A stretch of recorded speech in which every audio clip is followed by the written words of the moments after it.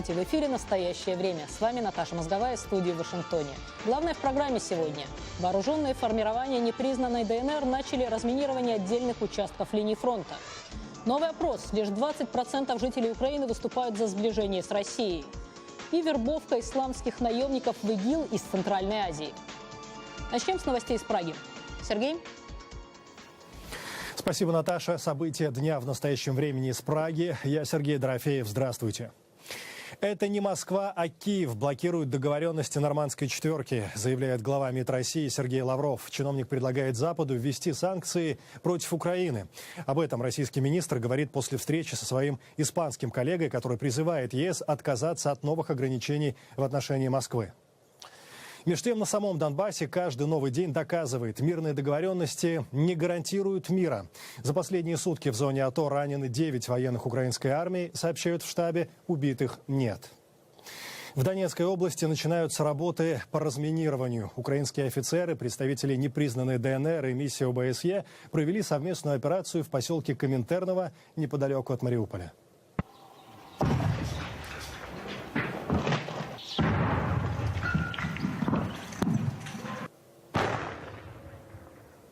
Пока военные уничтожают мины, мирное население, сообщает наш корреспондент, начинает сдавать оружие и боеприпасы. Ручные гранатометы, дымовые шашки и патроны. Все это люди находили на поле боя.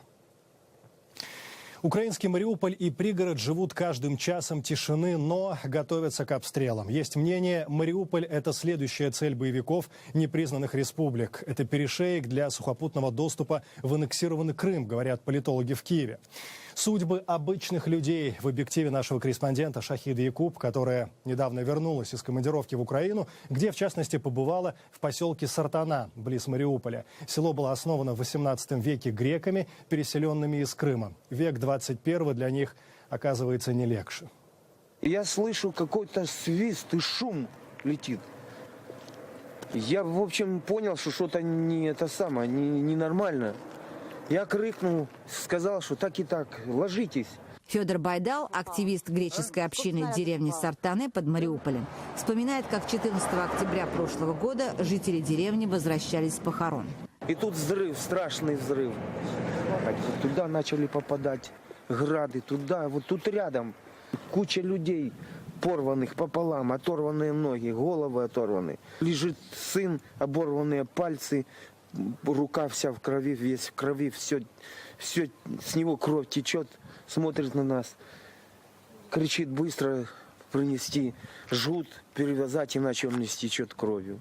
Сына прооперировали в Харькове. Остался жить, но никто не помогает. Больничные не оплачивают, бедствует, как говорит Федор Кузьмич. Он же ведет нас к соседке Надежде Балджи.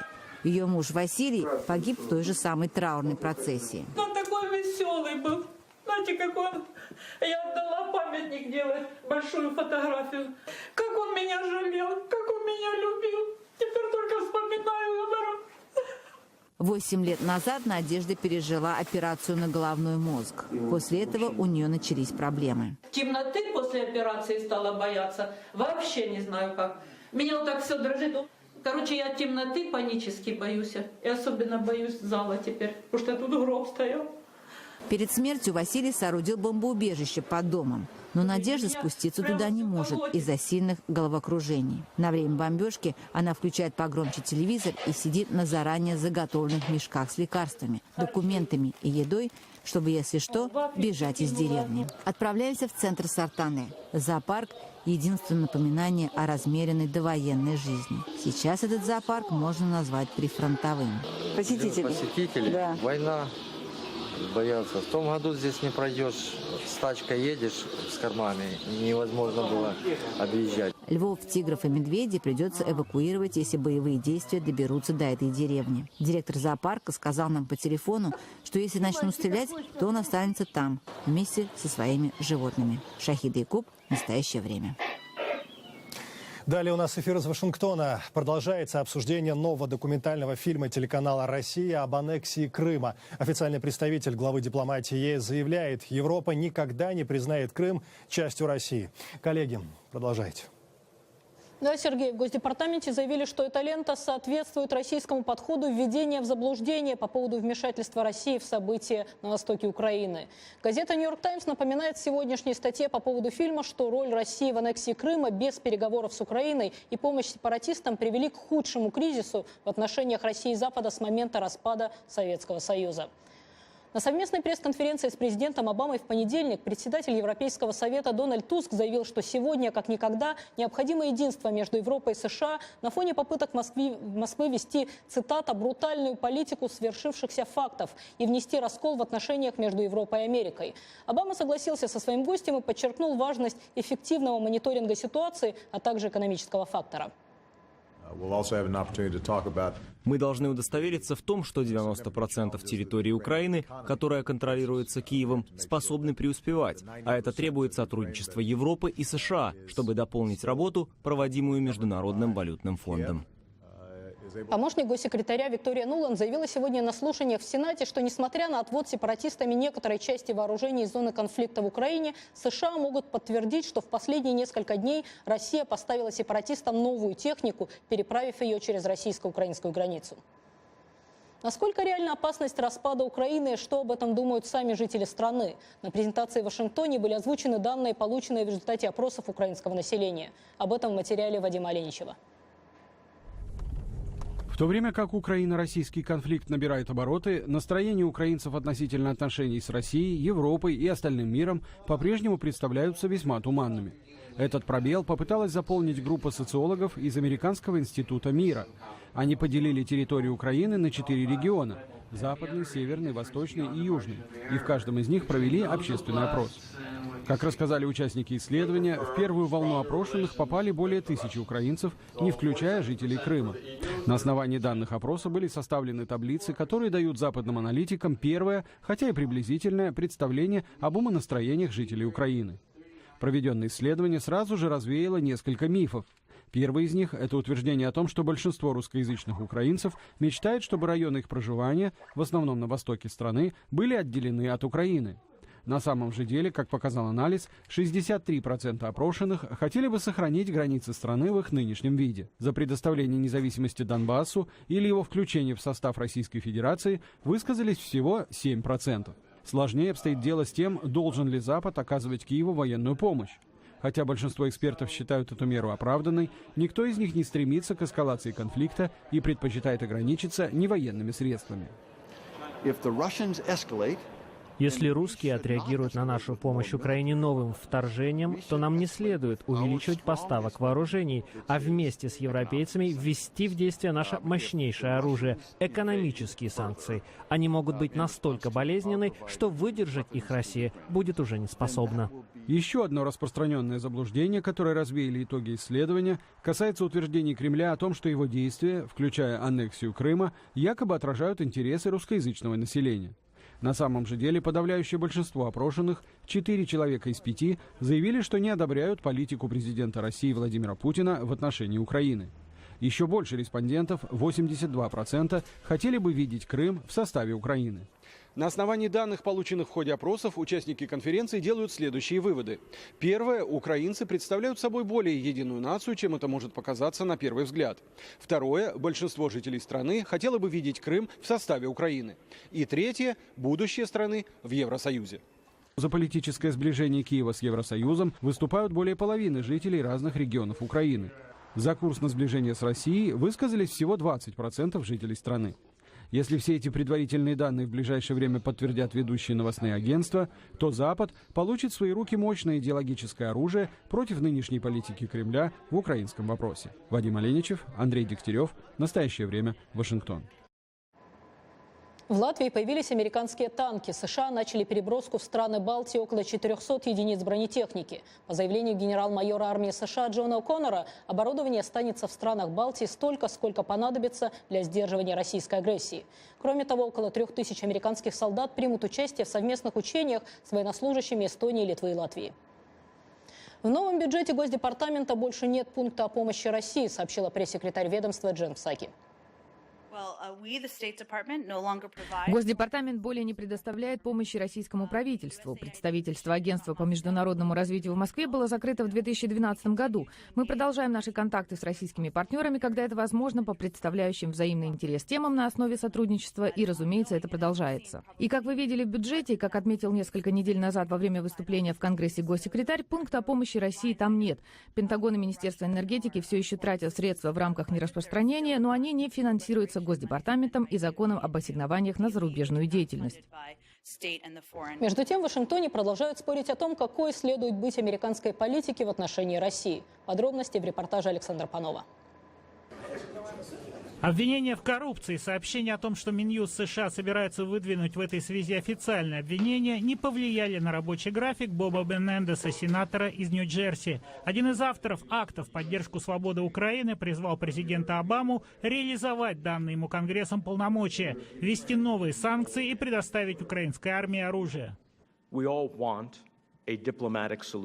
Мы все сторонники дипломатического решения, но оно будет возможно лишь тогда, когда Путин убедится, что цена варварского разрушения Украины для него слишком высока. К приборам ночного видения мы должны прибавить артиллерийские радары, разведывательные беспилотники, приборы связи, противотанковые бронебойные установки, стрелковое оружие и амуницию. Збигнев Бжезинский, именем которого назван новый институт геостратегии, сторонник одновременного предоставления гарантий. Украине в том, что она будет интегрирована в ЕС со временем, а России в том, что Украина не станет членом НАТО. Бжезинский верит в то, что в будущем, после неизбежной смены режима, Россия вернется к западному выбору. Я убежден, что Россию ждут перемены. Пока же у нее не остается иной альтернативы, как стать большим сателлитом Китая. Взгляните на карту. Но эта идея не нравится российскому среднему классу. Ему также не близки националистическая идеология и шовинизм. Убийство Бориса Немцова может ужесточить позицию американских законодателей, но не администрации Обамы, полагает политолог Стивен Бланк, участник сенатских слушаний по России. Я считаю, что Путин одобрил чеченскую версию как официальную версию убийства Немцова. И одной из причин награждения Кадырова орденом могло быть его участие в организации этой акции. В свою очередь, экономист и политолог Сергей Алексашенко полагает, что награждение Кадырова и арест чеченцев не более чем совпадение. Как совпадение и одновременное награждение депутата Лугового, которого британские власти подозревают в отравлении полонием Александра Литвиненко. Кадыров со своими вооруженными формированиями, он выходит из-под управления Кремлем. То есть Кремль уже не в состоянии управлять тем, что там происходит. Более того, и Кадыров не в состоянии отслеживать, что делают его боевики, где они делают, на основании чего они принимают то или иное решение. В Вашингтоне не верят в то, что поводом для убийства стало осуждение Немцовым убийства карикатуристов из французского журнала «Шарли Эбдо», оскорбившие главаря киллеров. Будет ли следствие работать в сторону выяснения, кто был заказчиком, настоящим заказчиком, да? Ну, потому что поверить, что этот человек сам придумал и сам исполнил, ну, конечно, невозможно. Сенатор Менендес заявил, что ему также трудно поверить в то, что это сделали оскорбленные мусульмане, как ранее услышать версию, что убийство – дело рук Запада. Сегодня в Сенате новые слушания, посвященные Украине и России. Александр Панов, Дмитрий Шахов. Настоящее время. Вашингтон. Агенты так называемого исламского государства в странах Центральной Азии продолжают вести вербовку в свои ряды. Далее эфир из Праги. Да, Наташа. Службы безопасности Кыргызстана задержали группу, занимавшуюся наймом и переправкой людей. По некоторым данным, воевать в Сирию только из одного города Ош Ферганской долины отправились около 500 человек. И, судя по допросу одного из задержанных, боевики могут возвращаться назад на родину. Целью моего приезда в Киргизстан из Сирии было встретиться с 2-3 людьми, которые должны были приехать сюда из Турции. Они намеревались совершить теракты в Узбекистане, вести там джихад. Меня попросили помочь им переправиться через границу в Узбекистан, потому что я знаю тайные пути. Через Ферганскую долину пролегают долгие и достаточно проницаемые границы между Киргизстаном и Узбекистаном, а также Таджикистаном. Этот район пользуется популярностью среди контрабандистов и других преступников. Несмотря на присутствие солдат, здесь царят опасность и беззаконие. История ислама в Ферганской долине имеет глубокие корни. До большевистской революции регионом управляли умеренные религиозные деятели. Однако, по мнению экспертов, за 70-летний советский период люди не получали практически никакого религиозного образования. Это делает их уязвимыми для экстремистов. Калмаджан Ахмаджанов, житель небольшого киргизского городка Араван, пытается понять, чем именно привлекают к себе боевики. Он считает, что все дело в деньгах. Раньше его 30-летний сын работал в принадлежащем семье кафе. Однако вербовщики заманили его в Сирию, пообещав крупную сумму денег. Калмаджан считает, что в сентябре его убили. Мы не получали от него известий ни в сентябре, ни в октябре, ни в ноябре. Мы плачем, мы рыдаем, моя жена больна. Она прикована к постели. В списке убитых в Сирии сына Калмаджана нет. Возможно, жертв гораздо больше, чем указывается в официальных сводках. В рамках своей борьбы с боевиками государства Центральной Азии могут продемонстрировать захваченное оружие и произвести аресты. Однако остановить поток свежезавербованных новобранцев им пока не удается. Пополнение рядов так называемого исламского государства наемниками из стран Центральной Азии, разделение мусульман Чечни, хотя бы по принципу «за», Кадырова против, поляризация мусульман на фоне последних геополитических изменений в мире. Что ждет мусульман России и Центральной Азии? Что бывает, когда религия срастается с политикой? Эти важные вопросы я проанализировал вместе с гостями нашей студии. Вот фрагмент интервью. Я говорю с директором «Радио Свобода Ирак» Сергеем Данилочкиным. Здравствуйте. И директором узбекской службы «Радио Свобода» Алишером Сидыком. Приветствую. Алишер, вам первый вопрос. ISIS с его идеями уже на протяжении достаточно продолжительного времени успешно рекрутирует в свои ряды представителей стран Центральной Азии. И, в общем, неспроста. Религия становится государственной системой от разочарования государством как таковым, как средоточием институтов. И это ведет к поляризации и радикализации мусульман. Может ли в итоге это привести к религиозным революциям в странах Центральной Азии? Если да, то когда? Та роль, которая и то влияние, которое оказало существование ИГИЛ, хотя многие туда входят, она в какой-то мере еще больше, как вы сказали, поляризовало общество, и общество разделилось на тех, кто совершенно уже не желает никакое исламское государство или вообще какие-то исламистов, чтобы вообще были близко где-то к политике. И те, кто, наоборот, вдохновившись практикой ИГИЛа, хочет ввести такой же порядок, ну и даже если не такой же, какой-то альтернативный исламский порядок в нашем регионе Центральной Азии. Сергей, а как эти религиозные взрывы в странах Центральной Азии, от них как могут сдетонировать мусульмане России? В России есть регионы, где имеется достаточно сильная социальная и политическая напряженность. Это, например, Северный Кавказ. Там уже население достаточно сильно и в течение длительного времени поляризовано именно по принципу политико-религиозному. Этнический момент тоже очень важен в этом раскладе, поэтому это узел напряжения. Но, естественно... То есть это будет, вы считаете, интерференция сразу нескольких проблем, имеющих экономическую природу, религиозную природу?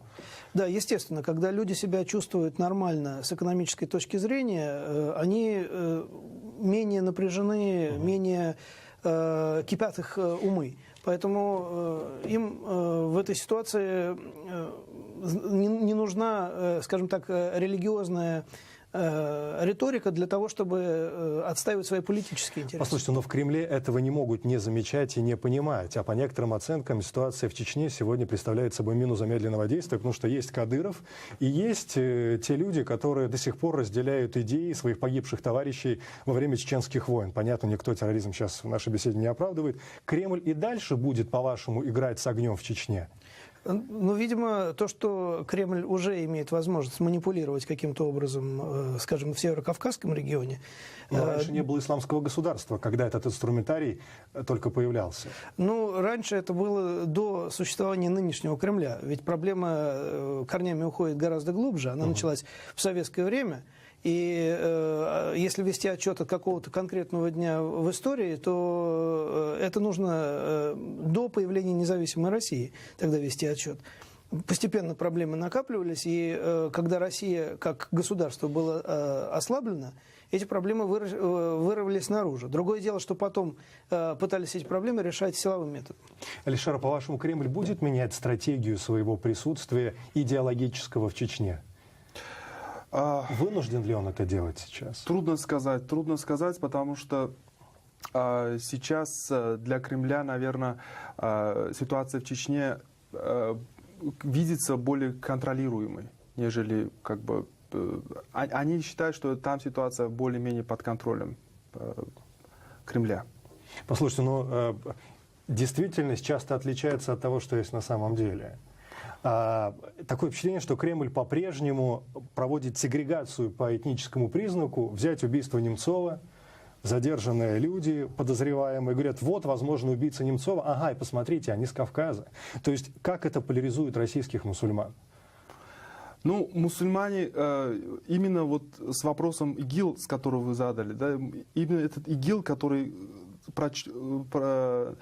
прочертил такую очень явную линию между теми, кто бы хотел бы мусульманское, даже потому что ИГИЛ имеет и другой фактор, он имеет так называемый discouraging фактор. Да? Многие исламисты или те, которые считали, что исламское государство возможно, и что ислам и демократия совместимы, это возможно, после появления таких экстремальных как бы, группировок, как ИГИЛ, совершенно изменили свое мнение и пришли к мнению, что все-таки путь к демократическому обществу более благоприятный.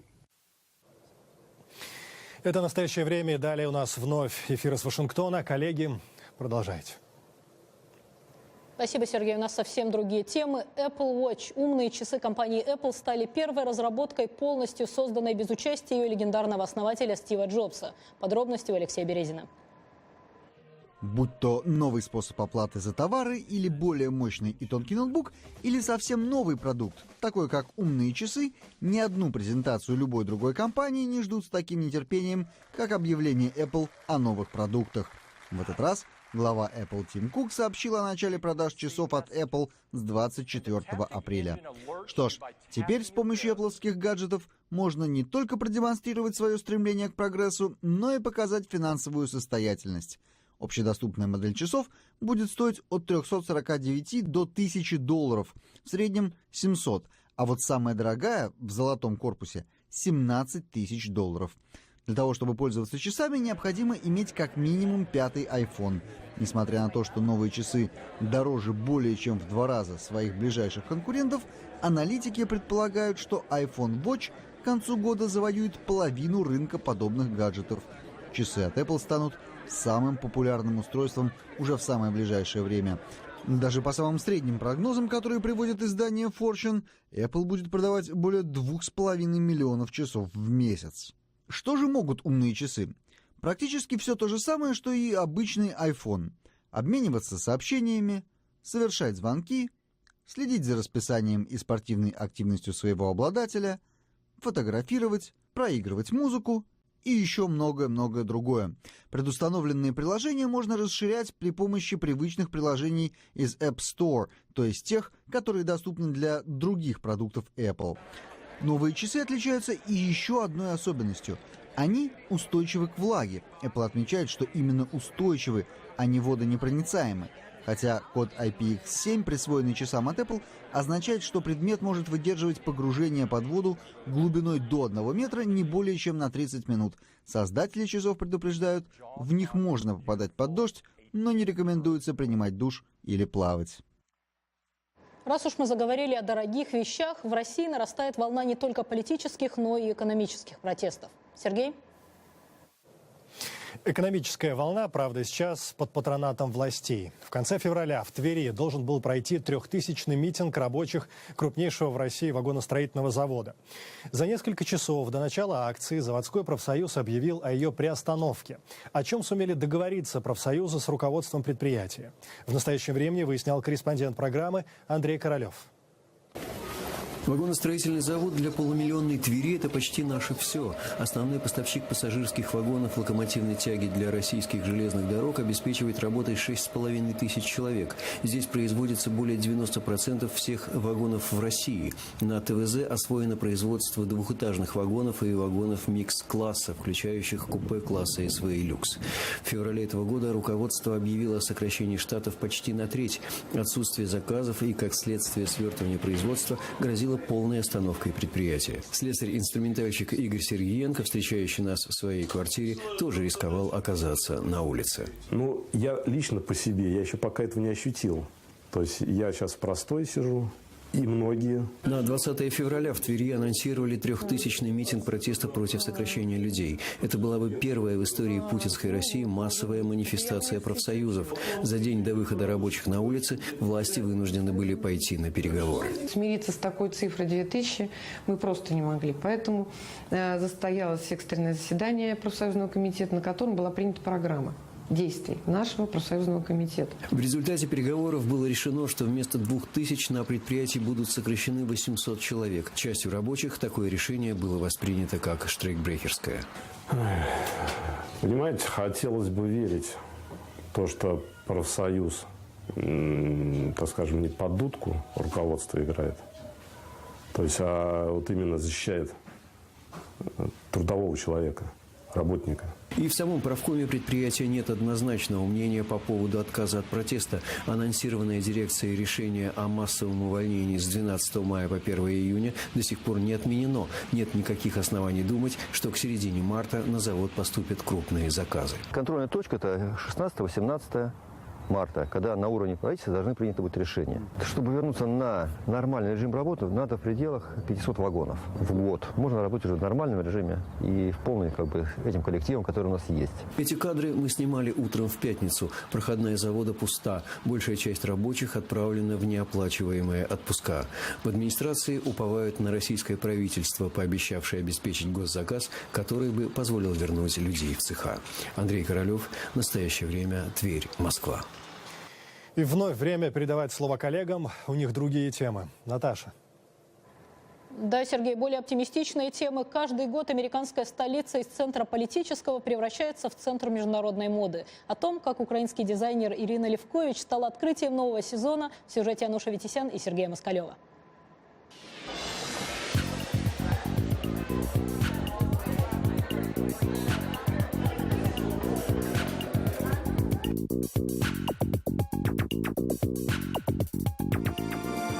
В коллекции украинского дизайнера Ирины Левкович любое платье или пальто – настоящее произведение искусства.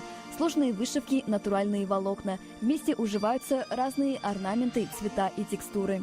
Каждый квадратный сантиметр Ирина создает своими руками. Вот в этой небольшой мастерской.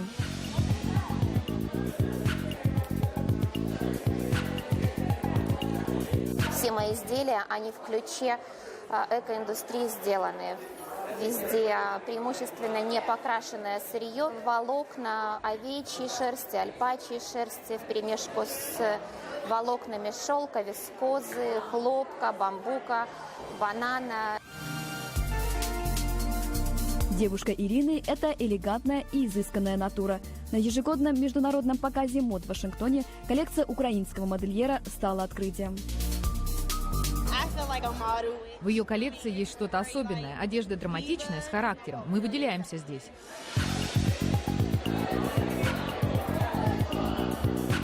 Довольно, я не могу дождаться начала шоу. В этом году в Вашингтоне неделя моды прошла под знаком расширения границ. Были представлены работы дизайнеров из разных стран – Таиланда, Ирана, Нигерии, Камеруна, Индонезии, Украины. Организаторы вынашивают идею превращения Вашингтона в один из центров международной моды.